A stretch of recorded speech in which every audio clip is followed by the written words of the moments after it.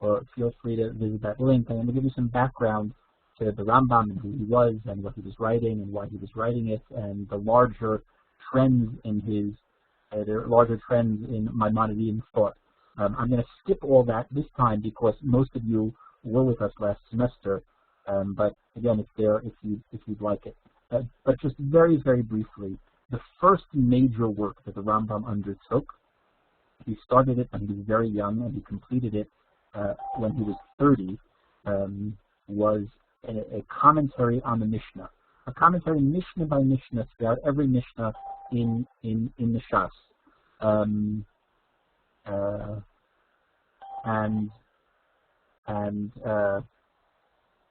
There are a number of places in that commentary where he makes asides and he inserts lengthy essays that deal with a variety of essential topics in Jewish thought. Last semester, we looked at his introduction to Perek Chelek in Masechet Sanhedrin, which, among other things, deals with, puts forth his vision of the fundamental principles of faith, his views on the world to come and reward and punishment, and a proper mode, a method of reading and interpreting Agadah, among other important topics.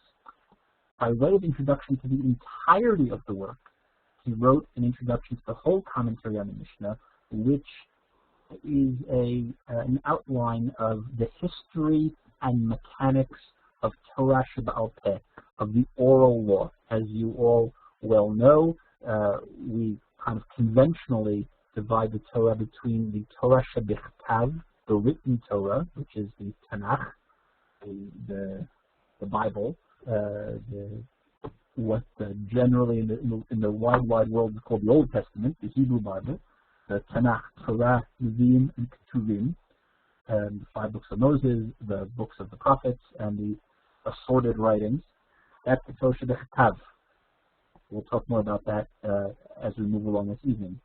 And the Torah She-Baal Peh, the oral law.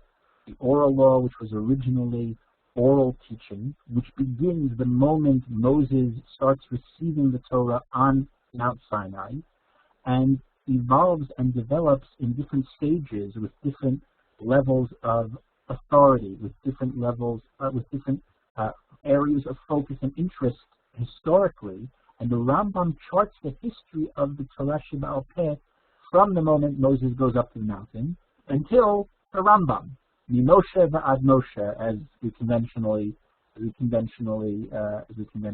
say. And that is this work that we're looking at. We'll be using the Rambam's Hakdama L'Perush HaMishnah as our base, but we'll be taking, let's say, field trips off that base over the course of our series together, to talk about different topics in what the Torah She-Baal Peh is and how it works. When we talk about Torah She-Baal Peh, very often we're talking almost synonymously with the Talmud, with what we even conventionally just call the Gemara. We'll talk a little more specifically about what that means and what all these different works are, but since the Talmud Bavli, the Babylonian Talmud, or what we just conventionally call Gemara, kind of looms as the largest figure on the playing field of Torah She-Baal Peh, very often that's what we're talking about. And sometimes we're talking about other characteristics or other phenomena or other works in the Torah She-Baal Peh. I'll try to be careful to differentiate, but sometimes it gets a little fuzzy. This text that we're looking at is a Ktav Yad. It's a manuscript edition of this work of the Rambam's Hakdama L'Perush HaMishnah. The Hakdama L'Perush HaMishnah, this is the Rambam's actual handwriting, apparently. The Rambam's Hakdama L'Perush HaMishnah, like everything he wrote except for the Mishnah Torah, was written in Judeo-Arabic. And was translated. It was translated in his lifetime. To Hebrew, and was translated a number of times since. The edition that we'll be looking at, because we will be studying it in Hebrew, is this a very fine edition by Rav Shilat from Ma'aleh Adumim. It was published here in Yerushalayim in 1997. There's a copy of it. It's called the Hakdamot Rambam Mishna. It's a collection. All these standalone essays in the commentary to the Mishna, Rav Shilat translated from scratch with introductions and notes, and it's a really very good edition. This essay that we're looking at, the introduction to the commentary on the Mishnah, has been translated a couple of times actually. Two translations that I just happened to find today available on Amazon, and I'm sure in Jewish bookstores. These two different editions, neither of which was particularly cheap. I couldn't understand why, because it's not such a terribly large work. But this edition by Fred Rosner, who's a very fine writer and translator, called Maimonides' Introduction to his Commentary on the Mishnah, and this other edition, which I don't personally know, translated by Tzvi Lampel, Maimonides' Introduction to the Talmud. One is for the Talmud, one is the Mishnah. It's the same book, just different titles in translation. So if somebody is interested in getting the work in English, here are two translations which are probably readily available to you. While we're just looking here, if you have a webcam, please turn it on.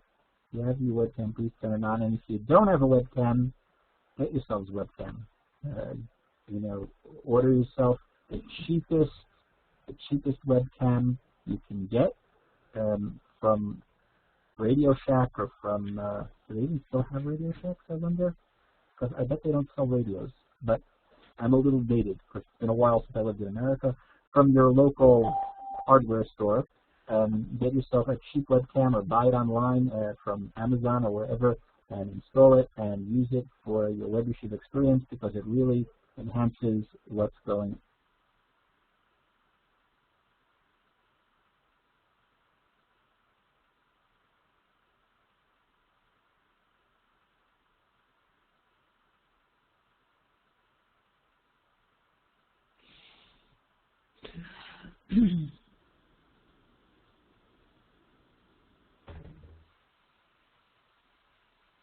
Computer, wherever it is that you would want to save it, and I think that's the case. And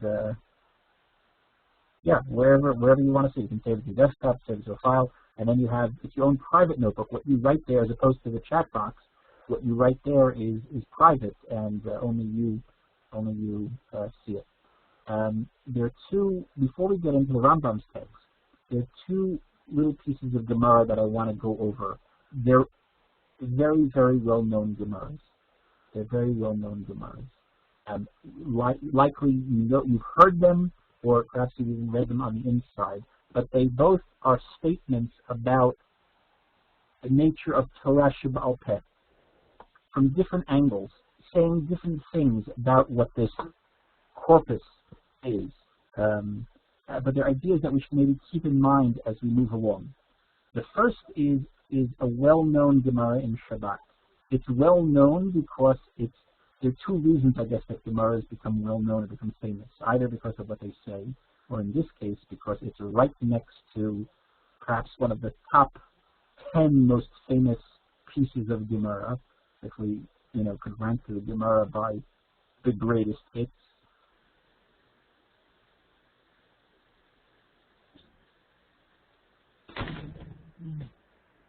Gemara. The neighbor Gemara is the story of Hillel and Shammai and the convert who asks, "Teach me the entire Torah," while standing on one foot. And Hillel famously says,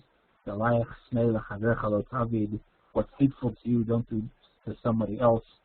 That's the entirety of the Torah. The rest is commentary. Go and learn. That's a well-known Gemara. I'm guessing all of you have heard this if you haven't seen it on the inside. Well, right next door to that Gemara is this Gemara, which is a different story of the Gemara in Shabbos and Daf Lamed Aleph Amud Aleph. It's a different story of a convert coming before Hillel and Shammai. Tanu Rabbanan, Maaseh b'nochri echad, Sheba lifnei Shammai. A certain non-Jew comes to Shammai, who is known as being a little harsher, a little stricter. Amar lo, the non-Jew says, Kama Torot yesh lachem? How many Torot do you have? Amar lo, Shtayim.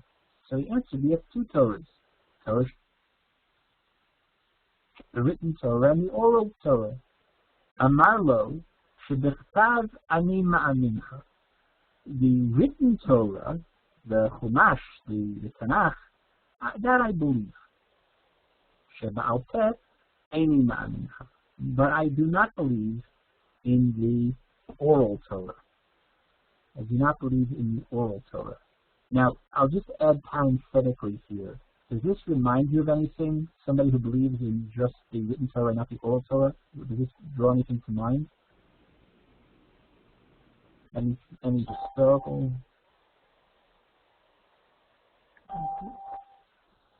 Right, so Raphael Yehoshaphat mentions the Sadducees and the Karaites.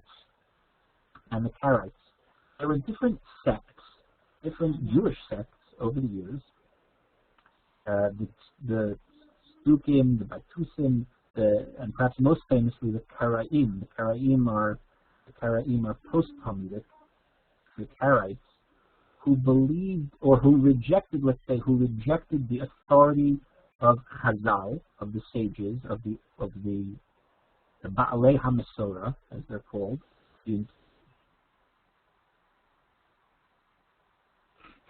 or shall we say, independent or literal reading of the Torah, rejecting rabbinic tradition of interpretation. That's not necessarily what's going on here in the story, but as we'll go along and see with the Rambam, very much of what the Rambam is motivated by is an ongoing polemic with the Karaites. The Karaites from the same shoresh. Let me just write the word up here. In Hebrew, they were called the Karaim because it's the same shoresh as Mikra. Mikra meaning the scripture, the text, the text that we kra from the shoresh of reading, right? Koreh, right? The text that we read. The Karaim, which were a group that began in the 10th century. I'm sorry if what I just typed just came out backwards. It seems okay on my screen. I'm not sure if it's okay. So then, put a mirror up to it and figure it out back to us. You can get the point. Kuf Reish Aleph, Kro. So the Karaites, or the Karaim in Hebrew, were this most famous of sects that rejected the authority of the oral Torah and believed in a literal reading of the Tanakh. The Rambam, by the time the Rambam comes around, there was a pulmus, a debate between rabbinic Judaism and the Karaites already for a couple of centuries.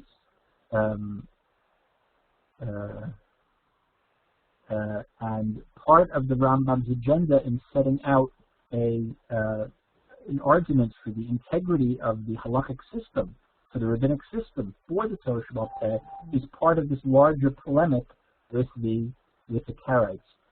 Somebody asked about the Neturei Karta. The Neturei Karta have nothing to do with this whatsoever. The Neturei Karta are a political group, a contemporary political group. The word Neturei Karta literally means the Shomrei Habira, the defenders of the capital. Not the defenders. Sometimes you see it translated as defenders of the faith. That's inaccurate. It's the defenders of the capital, meaning of Jerusalem or of Israel writ large. That's a political group that fully accepts the oral Torah. They are very, very pious Jews, except for what I believe, and I'm sure what many of you believe to be a mistake. They reject not the oral law, but they reject the significance of the modern state of Israel. But that has nothing to do with our conversation. Let's go back to our story here of the fellow who comes before Shammai. He says, I don't accept the oral law. And he asks, convert me on the condition that I'll study, that you'll teach me only the oral, only the written Torah, only the Torah Shebechtav, and not the Torah Shebal Peh. Ge'er bo v'hotzio b'nizifa. So Shammai got agitated and he chased him out. Right? He said, this is illegitimate. We don't convert people that are only going to accept part of the Torah. The Torah Shebal Peh and the Torah Shebechtav are two parts of one holistic unit, and you can't have one without the other. But when the same Pharaoh came before Hillel, he converted him. How could he convert him if he doesn't accept the Torah Shebal Peh? Right? How could he convert him? Yomar Kama, the first day, Amar Le Aleph, Bet, Gimel, Dalet. Right? He was a convert. He didn't know Hebrew. So if you showed him, you go to Hebrew school, you start studying Judaism, the first things you learn is the Aleph Bet. So he showed him, you see this symbol here? See this symbol here? He told him this is an Aleph. And he showed him, you see this symbol here? This is a Bet. And he showed him, you see this symbol here? This is a Gimel. And you see this? This is a Daled. Right? It makes the Duh sound. And this makes the Duh sound. And this makes the Buh sound. Now why is this a Bet and this a Gimel? Because we all agree that this symbol is a Bet and this symbol is a Gimel. Now, it's true that there are Kabbalistic notions about the meaning of the shapes of the letters. And there's even a very interesting Gemara that makes drashot, that makes little homiletic lessons based upon the shapes of the letters. But the letters, as we have them, this alphabet is not the original Hebrew alphabet. When Moses came down from the mountain, these were not the shapes of the letters as he had them.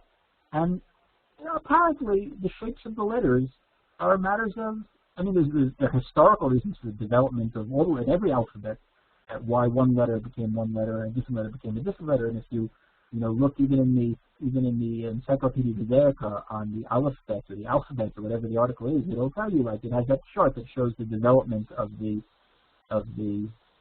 what's the word for it?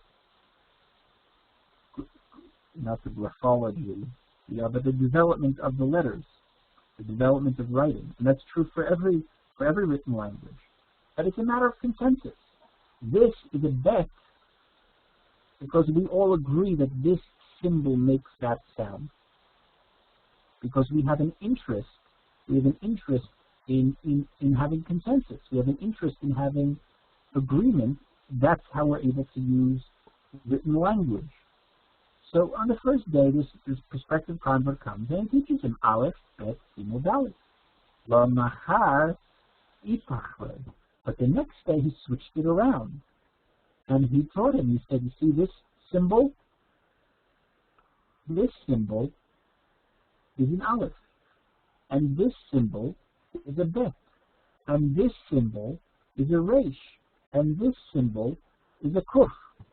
Right? This is, at least according to Rashi, this is how Rashi explains the Gemara. Maybe it just means that he, instead of Aleph and Bet, he said this is the Aleph and this is the Bet.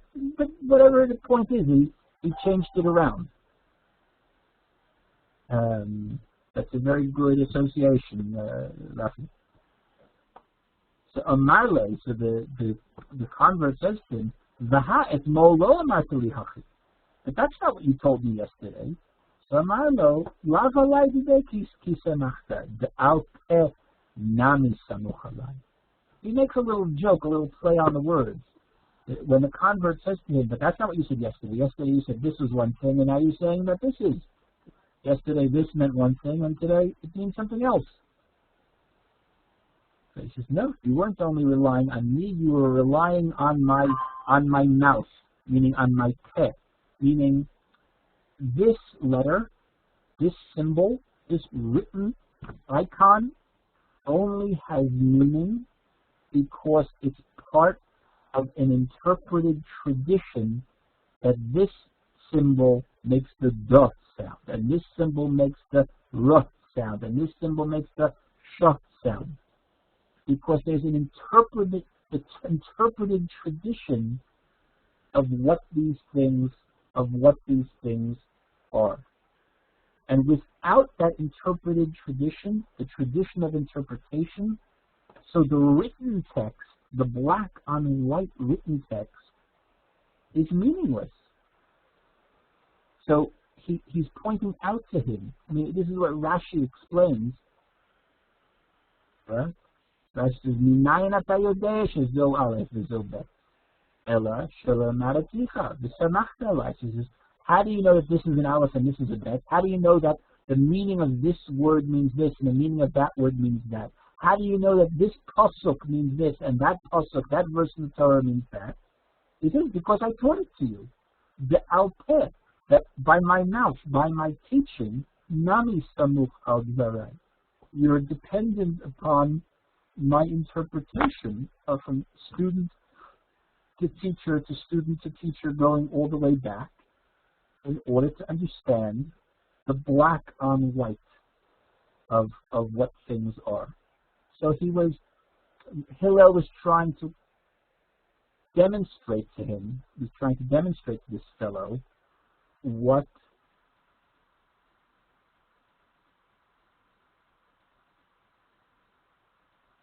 is insufficient. I mean, God forbid, don't take that sentence out of context and write a blog entry about what I said, right? But the written Torah itself is insufficient, because the written Torah itself, like all written documents, can only contain what it contains, black on white. And we need a tradition of interpretation to understand what that means. This is true for all written documents. If you have any interest at all, as I do, and I imagine I'll be making numerous comparisons, if you have any interest at all in the history of constitutional jurisprudence in the United States, it's been this 220-plus year experiment in how to interpret this written document and how to give it meaning in contemporary society at whatever point you're in contemporary society. Now, there's a tradition of interpretation, and there's machlokas about the proper way of interpreting the Constitution, which, for people that are interested in that, find that very fascinating. We'll have a deal with the written Torah. We also have a much longer tradition of interpretation of what the written Torah means. And there's a mechanic for how that happens. And this is the point that Hillel is making to the deer. The second Gemara, which is perhaps even more famous and is definitely on the top 10 list, is this story of the Tanur Shalachnai.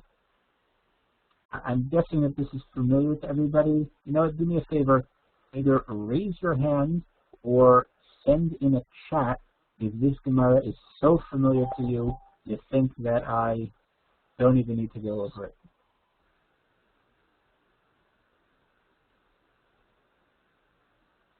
Okay, that's only 2 votes.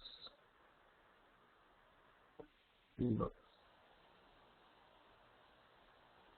Okay, so I'm going to go over it. I'll try to do it quickly.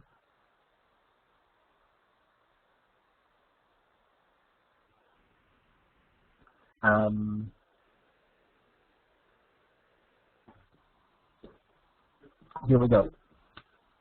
Zehu Tanur Shalachnai.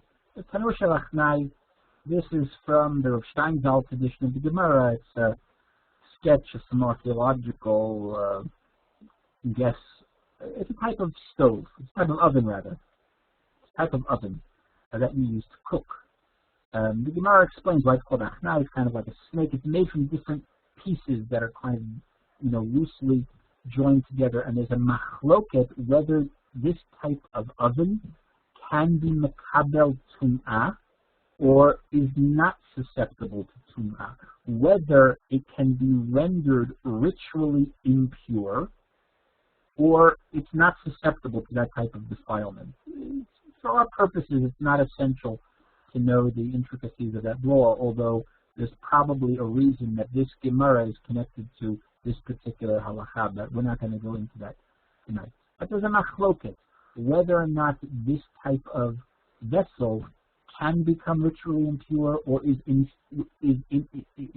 invulnerable to becoming impure. So, Amar Rabbi Yehuda, Amar Shmuel, v'timehu, right? It can become tameh, it can become ritually impure. Hana, v'oto hayom heshiv Rabbi Eliezer kol shemot shebalam v'lo kibul. That's for those of us that learned the Shechet Brachot together a while back. I hope you'll remember what this is referring to. So, Amar Lahem, Im halacha kimoti, Rabbi Eliezer said, Rabbi Eliezer believes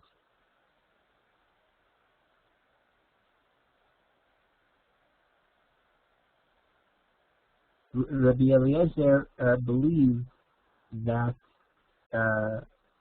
that the tanur shel achnai could become impure, but there was a machloket. About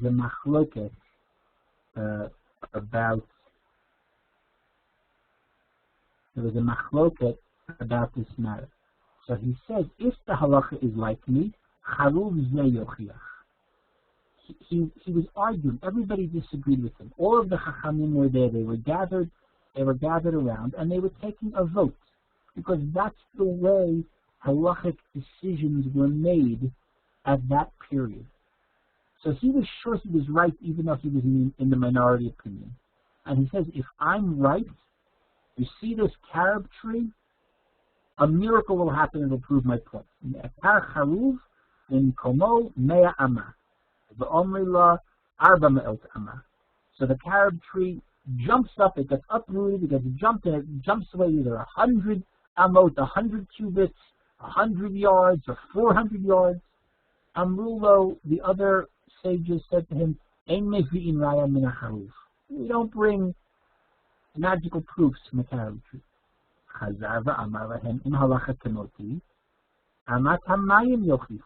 Because you see this stream, that will prove that I'm correct, and a miracle occurs. The stream starts flowing backwards.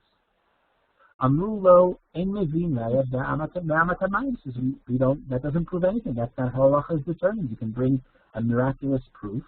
That's not a source for anything. Chazar v'amar lehem im halacha kemoti. He says if the halacha agrees with me, if I'm correct, kotlei beit hamadrash yochichu. The walls of our house of study will prove it. Hatu kotlei beit hamadrash lipol. The walls incline, they start to cave in. De'ar bahem Rabbi Yehoshua. Amar lahem Rabbi Yehoshua shouts out at the walls, Im talmidei chachamim menatzchim zeh b'zeh b'halacha, atem mativchem. He says, if the scholars, if the sages should destroy each other in debating a matter of halacha, so what good are you, walls of the Beit Midrash? Lo naflu mipnei kvodo shel Rabbi Yehoshua. So out of deference to Rabbi Yehoshua, the walls don't cave in. But neither did they go back up straight. The lo zakfu mipnei kvodo shel Rabbi Eliezer. V'adayin matim v'omdim, the Gemara says. The walls of that Beit Midrash, wherever they are, they're still standing askew like the Leaning Tower of Pisa, as a memorial to this epic battle between Rabbi Eliezer and Rabbi Yehoshua. This was not the first time Rabbi Eliezer and Rabbi Yehoshua met on the playing field, on the battlefield of halachic debate. Chazar v'amar lahem, so Rabbi Eliezer says, Im halacha kamoti, min hashamayim yochichu. The heavens themselves will prove that I'm correct. Yotzta bat kol v'amra, a heavenly voice shouts out, Ma lachem etzu Rabbi Eliezer? What's with you guys? Shehalacha kemoto b'chol makom. The halacha is in accord with the opinion of Rabbi Eliezer. Amar Rabbi Yehoshua al raglav. Amar Rabbi Yehoshua stands up and shouts up to the heaven, Lo bashamayim.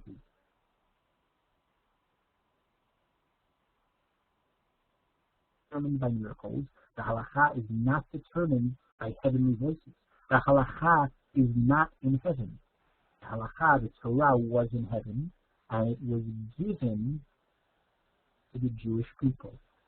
My lo bashamayim, what does it mean the Torah is not in heaven? The Torah is no longer in heaven because it was already given over to the Jewish people. And that Mishna, that handing over of the Torah, it wasn't just that God said to Moses, you see this book? You see this book? Here it is. With the book, he kind of gave the keys, as it were. He gave the instruction manual. And he passed over, as it were, the authority for the interpretation and application of the principles contained in the Chumash to Moshe and to all of the duly ordained authorities that would come in his wake and who would be heirs to the tradition of Moshe Rabbeinu, to interpret and apply the Torah. That's what happened. And therefore it's no longer in heaven. It's here invested in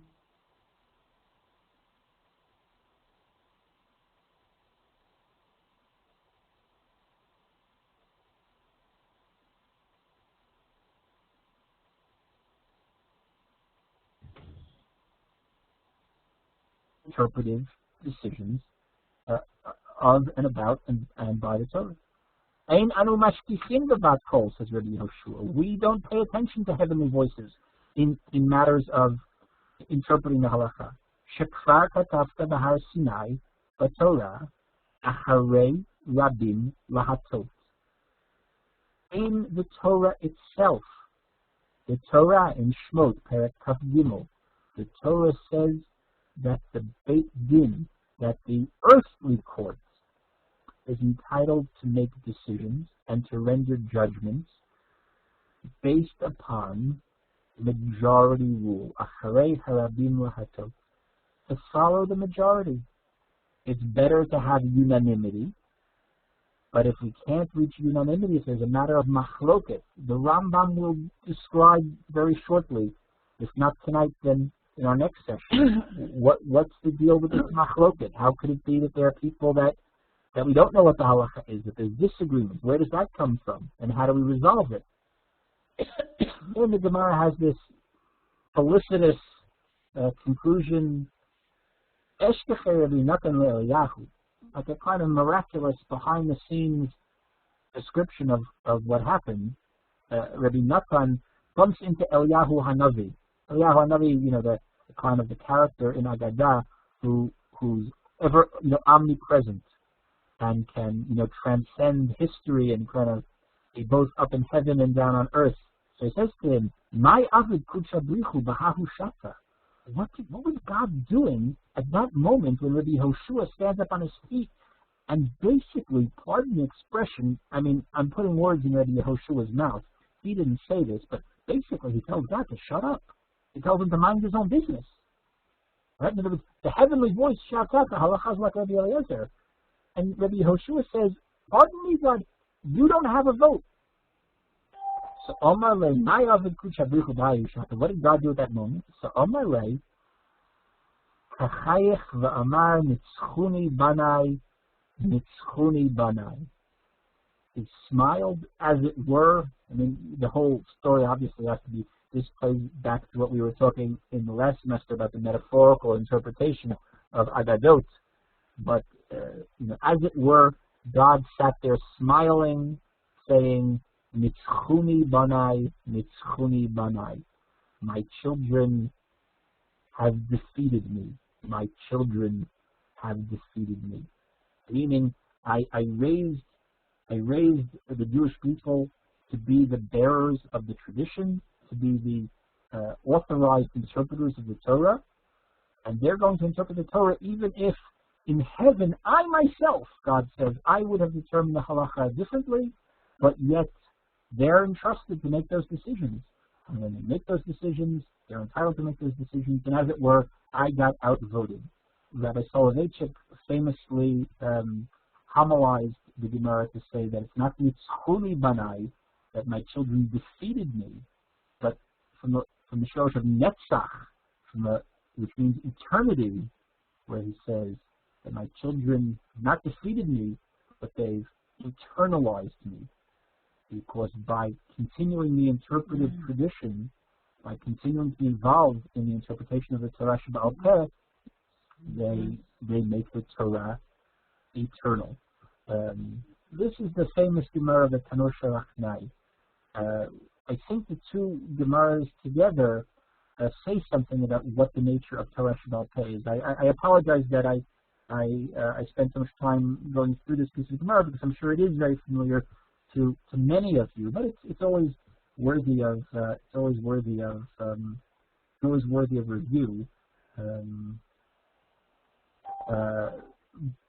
But it's an essential statement of our belief in what the Talmud is, what the Torah She-Baal Peh is.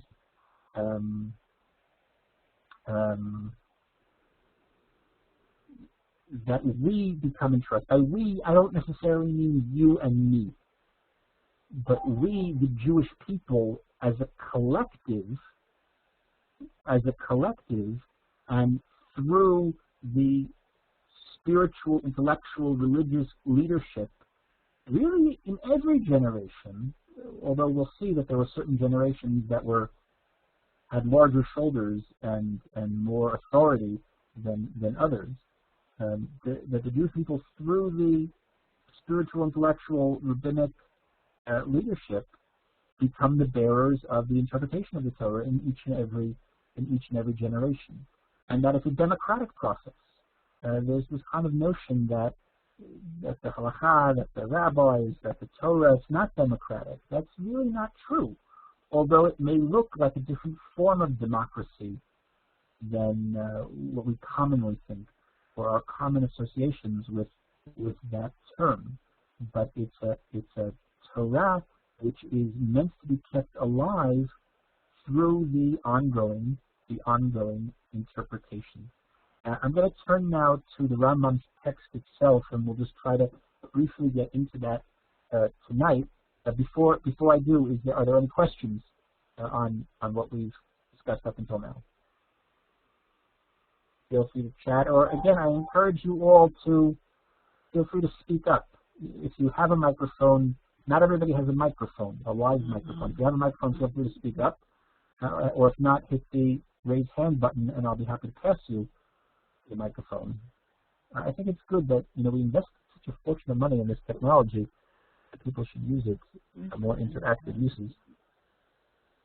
Any questions or comments or thoughts up until now?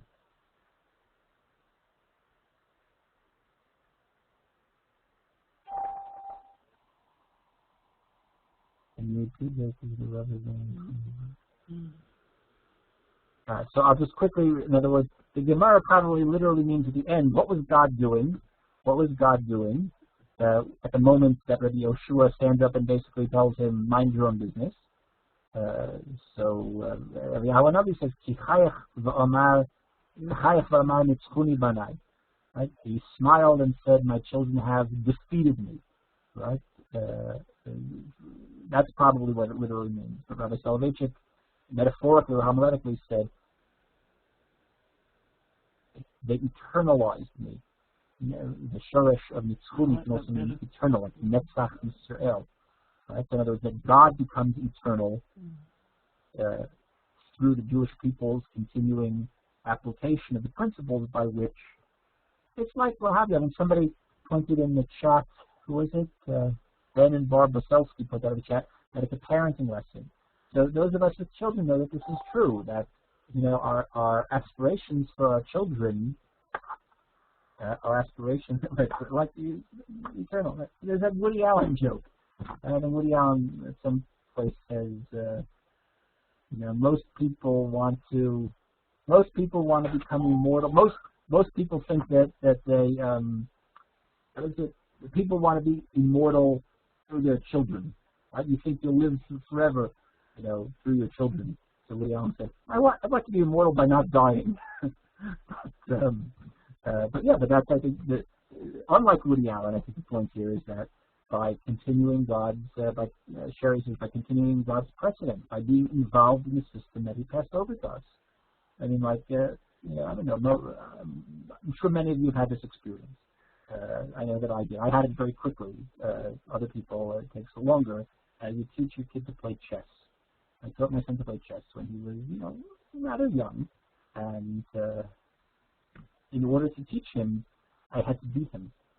There's no way you can initially just teach, the movement of the movement of the pieces and the rules of the game, but you have to then actually start playing the game. And there's no way that you're going to lose the first time you play. There's no way you're going to lose the first 10 or 12 times you're going to play. But ultimately, if he's any good, he's going to beat you. You're going to lose the game. And, most people don't like to lose. But that's usually a very pleasurable experience the first time your child beats you at a game of chess. Because you've taught him the rules, he's internalized it.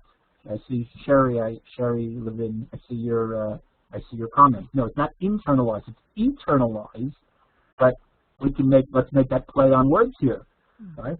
Because it doesn't work in Hebrew. The word in Hebrew means either defeat or eternal, meaning to live forever. But let's make your play on words here. Internalize the hafnim, right? The fact that your kid can beat you at a game of chess or a game of tennis, or choose whatever competition you want,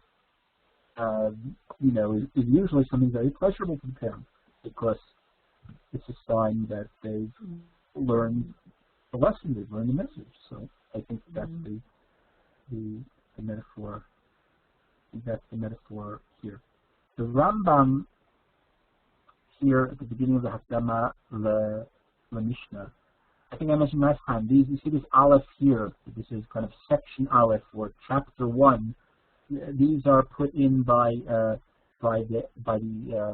editor of this volume, just to break the text up into conceptual nuggets, as it were. But in the original text of the Rambam, it's one long essay without chapter breaks. And depending upon the edition of the essay that you're using, either in English or in Hebrew, the division into chapters may differ. But this is section. Well, I mean, everybody's going to start. Every edition is going to start off being chapter 1, but it's going to break up differently as you go along.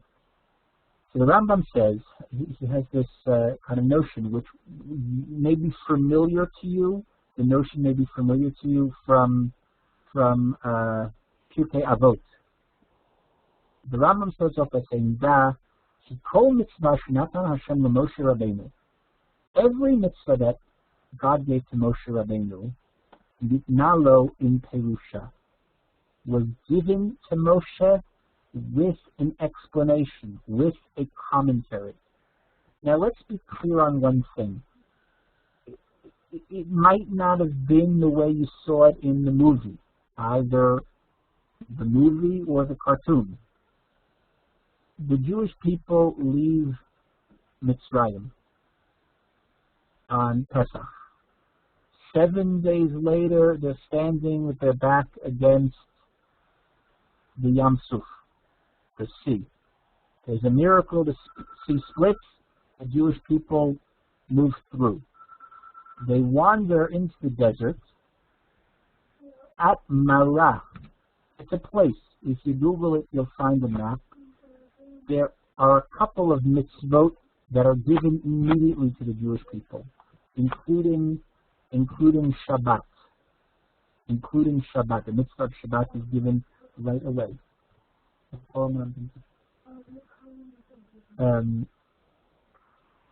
the 40th day, I'm sorry, 7 weeks after leaving Mitzrayim, on the 49th day, they get to, they're already at Har Sinai. They're not exactly sure where Har Sinai is. But it's somewhere there in a desert.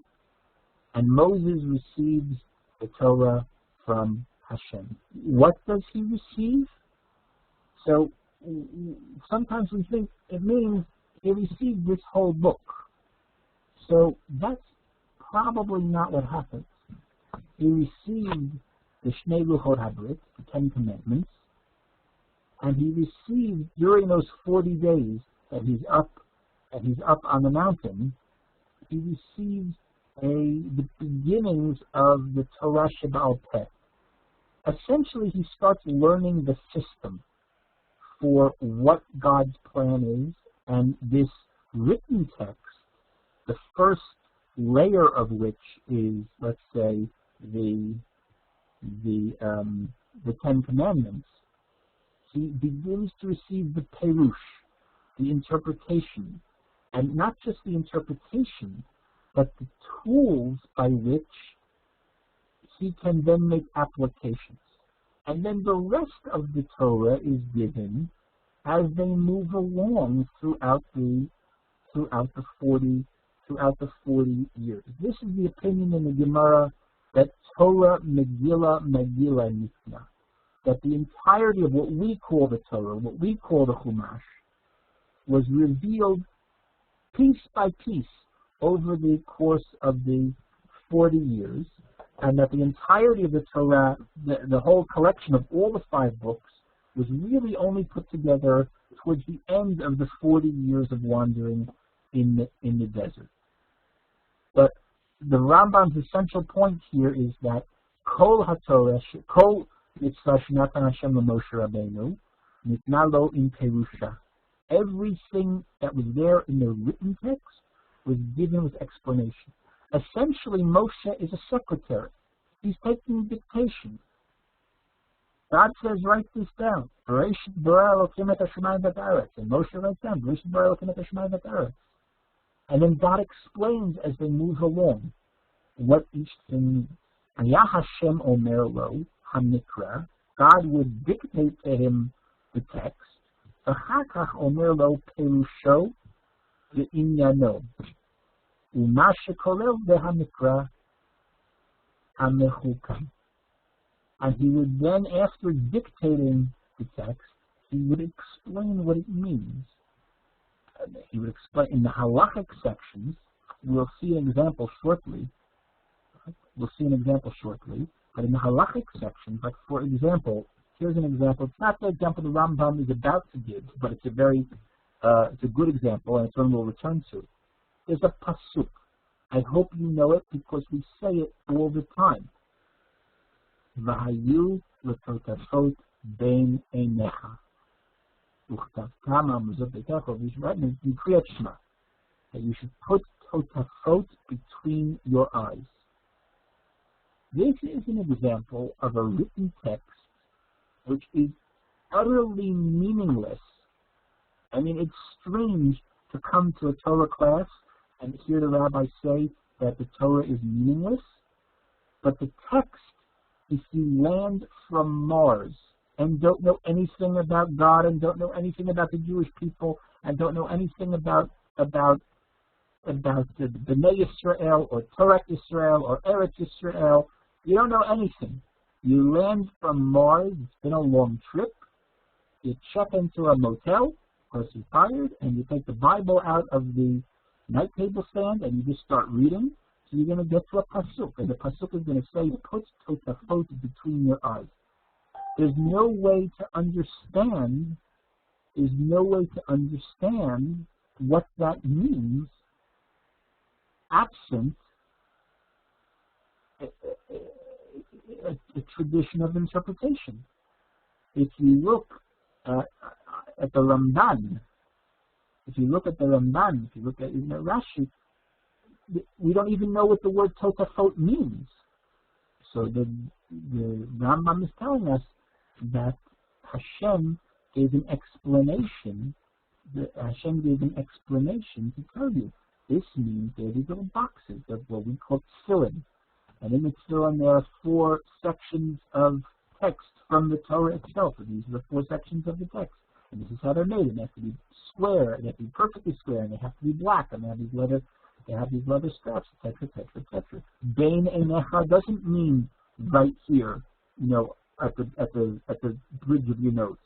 Bein einecha means up here, actually, on your hairline, or those of you that still have a hairline, or those of us that don't, where the hairline used to be. That's the interpretive tradition, and that's the kind of commentary that Hashem gave to Moshe. What kind of commentary? The Rambam will later describe that this is what's called the Halacha Moshe Misinai. That with the written text came the oral instruction manual. And then after Moshe got the mitzvah, he would teach it to the Jewish people. And the rest of this paragraph describes the pedagogy that took place in the Midbar. We'll just do it very briefly. Haya bola ohalo. He would return to his tent. Here, Saul asks about Yehoshua, so here he is. Keep it pencil, Saul. Nifnase la tchila Aharon. His brother, Aaron HaKohen, would then come. V'haya korelo hamikra hanatun lo pamachat. He would teach, whatever the teaching was, he would teach it to Aaron one time. Umalamdo perusho. He would teach him the written and the oral. He would say, God told me the following. God told me, Sukkot teshvu shivat yamim. Sit in Sukkot for 7 days. But what's a sukkah and what is sitting and how does it work and what's the mitzvah? So he would teach him both. Achar kach mistalek Aaron. Then Aaron would leave. V'chozer liyamin Moshe Rabbeinu.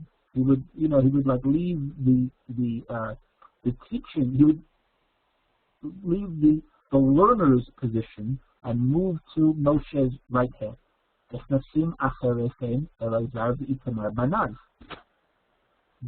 children of Aaron. The Korei Moshe gam lahem, Moshe kara Aaron. V'char kach mistakim shneihem, v'chozer echad mehem l'smol Moshe Rabbeinu, v'asheni leyamin Aaron. And they would like leave that position, and they would take their spot. They would leave the learner's position, and they would take their spot on our side of the desk, as it were, one to Aaron's right and one to Moshe's left. V'nichnasim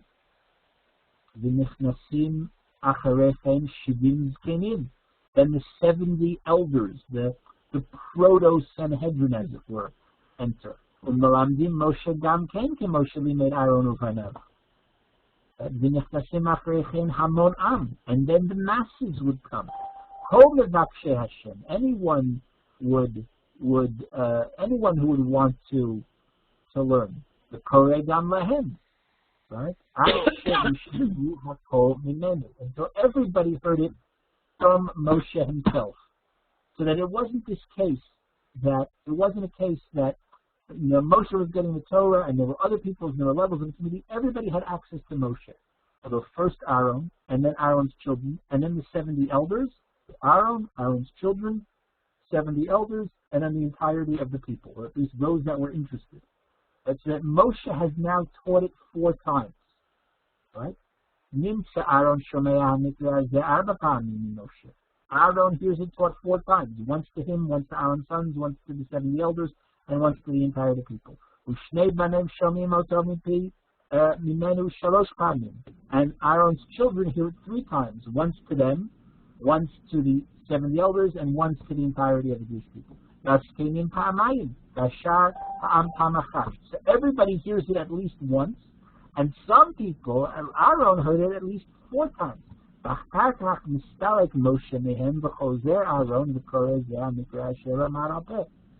Moshe then leaves, and Aaron now teaches it. Asher Shamuni Moshe Arba Pa'amim. Moshe Sipanu L'chora Nimtzeim, Mistarek Aaron Namtem, V'Nimtu Shnei Abanim Shomim Oto Arba Pa'amim. So that Aaron's sons hear it 4 times. 3 from Moshe, and once from Aaron himself. V'chozim Gamel Azari Tamachar, etc., etc., so that everybody hears it 4 times. But depending upon where you are in the ladder, you hear it either from Moshe 4 times, or you hear it once from Moshe and 3 times from Aaron, etc., etc., etc. You can figure that all out if you do the math for yourself. So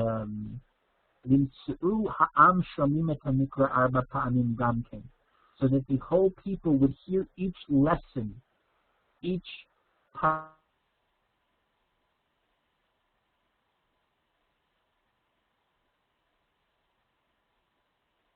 Second time from Aaron, the 3rd time from Aaron's children, and the 4th time from the 70 elders. Where's Yehoshua? Saul wants to know. Yefeh.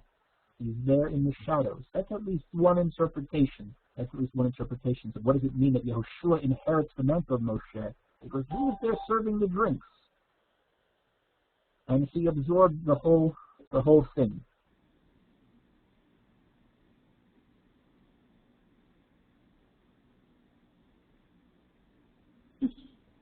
Okay. And then those people have to run to the next class.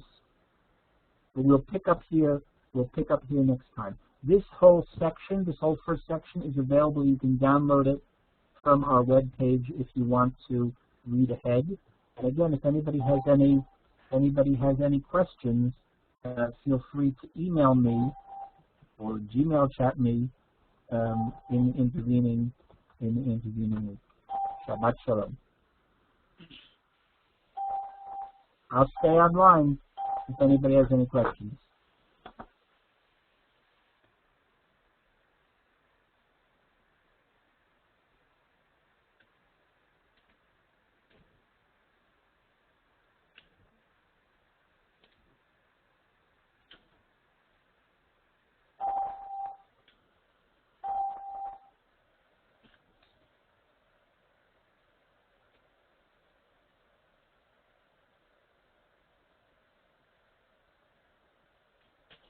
Hi, Jeff.